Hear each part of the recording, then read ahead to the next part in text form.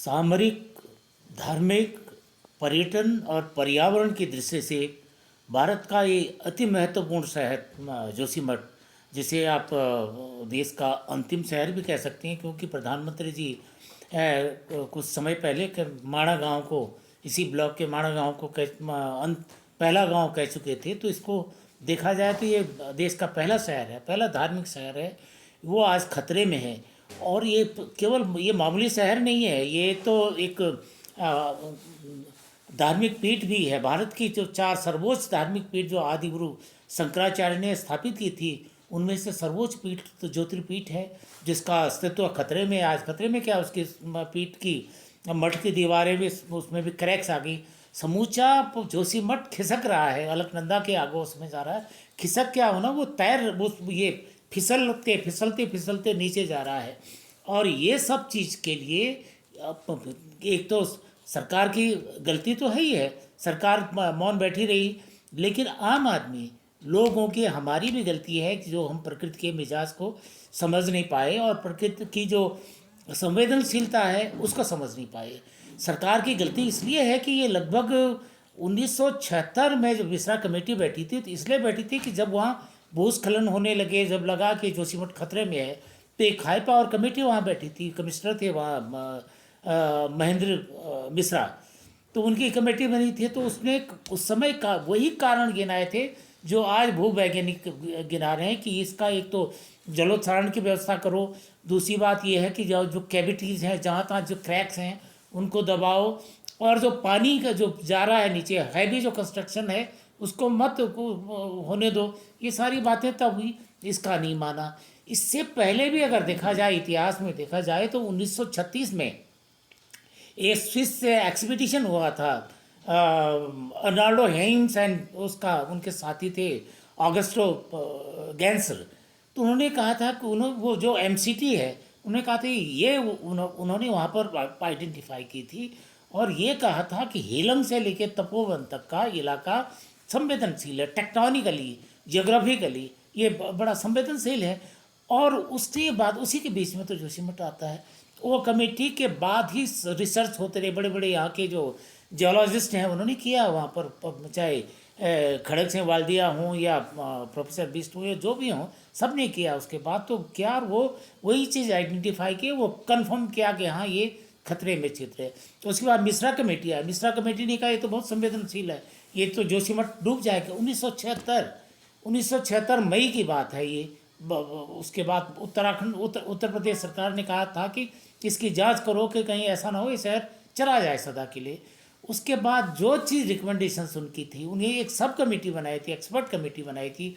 वही उन्होंने कहा था कि हैवी कंस्ट्रक्शन यहाँ मत कराओ, बड़ी बड़ी इमारतें मत पाओ, जनसंख्या का जो यहाँ पर दबाव है, इसकी कैरिंग कैपेसिटी खत्म हो गई है, इस पर नियंत्रण करो। और जो पानी ज़मीन के नीचे जा रहा है, अब वहाँ पर आप देखिए इतना बड़ा, आज की तारीख में देखिए लगभग 25,000 की पॉपुलेशन है। उसके बाद आईटीबीपी की वहाँ बटालियन है, उसके बाद तो फौज का एक पूरी ब्रिगेड है, ब्रिगेड 2-3 बटालियन का एक ब्रिगेड होती है, हज़ारों सैन्यकर्मी वहाँ पर हैं। उतने लोगों का जो पानी है वो नहाते होंगे, और मल जल है और सारी चीज़ें हैं, वो जब सोक पिट में चला जाता है, ज़मीन के नीचे जा रहा है, खिसक खिसक के जोशीमठ के अंदर चला जा रहा है। आप जोशीमठ जो शहर है वो नीचे दलदल के अंदर हो गया, और वो दलदल में जोशीमठ फिसलता जा रहा है। इतना सारा हो गया। उसके बाद फिर इतना हैवी कंस्ट्रक्शन सरकार ने ही वहाँ शुरू कर दिया। आईटीबीपी के बड़ी बड़ी वहाँ बिल्डिंग्स हैं। उसके बाद कोई रोक टोक नहीं है, वहाँ के नगर पंचायत जो है वो कोई रोक टोक नहीं करती, उत्तराखंड सरकार की कोई रोक टोक नहीं है, न मिश्रा कमेटी की कुछ हुआ। पिछली बार जुलाई में भी यही बात हुई, जब ज़्यादा ही खतरा हो। पिछले बार जो धौली गंगा की जब बाढ़ आई थी, तो उसके बाद जब कटान, अलकनंदा ने कटान करना शुरू किया, तो ऊपर से दरारें, क्रैक्स आनी ज़्यादा शुरू हो गई थी। उसके बाद ये खिसकने का क्रम और तेज़ हो गया। पहले भी खिसक रहा था, उसके बाद और तेज़ हो गया। और आज ये स्थिति है कि इतनी बड़ी बड़ी दरार है, लोगों के 500 से ज़्यादा मकानों पर तो रहने लायक नहीं रह गए हैं, और सारा ही जोशीमठ खिसकता जा रहा है उनकी वजह से। और क्या होगा, एक दिन बरसात आएगी, इतनी चौड़ी चौड़ी दरारें हैं, बरसात का पानी और उसके अंदर जाएगा तो जोशीमठ जाएगा। तो इसके लिए आखिर कौन जिम्मेदार है? इतने लोगों को आपने इतना कंस्ट्रक्शन होने क्यों दिया? दूसरी बात, हम सरकार का दोष देते, सरकार का दोषी तो है, सरकार मौन बैठी रही है, चाहे सच्ची सी पार्टी की सरकार हो। केवल वोटों के लिए उनको कॉमन सिविल कोड याद रहेगा, उन्हें धर्मांतरण याद रहता है। लेकिन जोशीमठ इस तीर्थ को, इसको तो इस भारत की सर्वोच्च पीठ है, 4 पीठों में से एक, शारदा पीठ है, श्रृंगेरी पीठ है, ज्योतिर्पीठ है, ये इनमें से एक है। इसको बचाने के लिए किसी को चिंता नहीं है, किसी को ध्यान नहीं है, और बाकी चीज़ों का है। आम आदमी ने क्या कहता है, लस्ट है, मतलब प्रकृति के साथ इतनी ज़्यादा थी। वो देखिए मल्टी स्टोरी बिल्डिंग वहाँ बना दी, इतने संवेदनशील ढलानों पर बना दी, और वो सारा पानी कहाँ जा रहा है?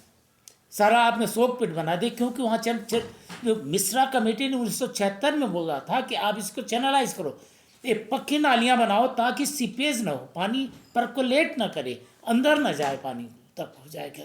2010 में प्रोफेसर MPS बिस्ट और पीयूष रौतेला ने भी एक स्टडी की थी, उसमें डिसास्टर लूम्स राज ओबो जोशीमठ एक रिपोर्ट आई थी, इंटरनेशनल जर्नल में छपी थी, उसमें भी आई थी। उसमें भी कहा था कि इसको, ये तो बहुत खतरनाक स्थिति है, इसको रोका जाए, क्योंकि जो पानी नीचे जा रहा, जो हैवी कंस्ट्रक्शन जिसकी कैरिंग कैपेसिटी खत्म होगी, इसको बचाओ।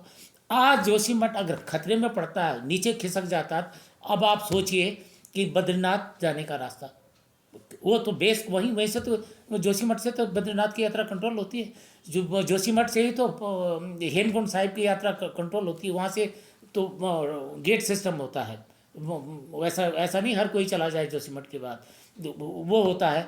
जोशीमठ से नीति बाड़ा ही नहीं हुआ तो आप सबको पता है, इसमें सुराई टोटा है उसका, बड़ा होती से बाढ़ावती इंकर्सन चीन करता है, हर साल करता है, बार बार घुसपैठ होती है, कभी सैनिक भेज देते हैं, कभी हवाई उसका हेलीकॉप्टर उनका क्या कहते हैं घुसपैठ करता है, उस पर भी वहीं से जोशीमठ से नज़र रखी जाती है। ये तो सामरिक दृश्य भी है, यहीं से वैली ऑफ फ्लावर का होता है, यहीं से आपका जो बहुत ज़्यादा सस्टिव होता है biosphere reserve, Nanda Devi biosphere reserve का भी यही बेस सिटी है। तो इतनी बड़ी सिटी अगर ये नीचे खिसक गई तो आप यात्रा की तैयारी आप करें कैसे? अगले साल तैयारी हो, कहाँ से जाएंगे? उधर से जब सड़क ही नहीं होगी, सारे जोशीमठ नीचे चला जाए, कहाँ रखेंगे उनको? लोग जाते हैं वहाँ जोशीमठ, बद्रीनाथ जाते हैं, वापस जोशीमठ चले आते हैं।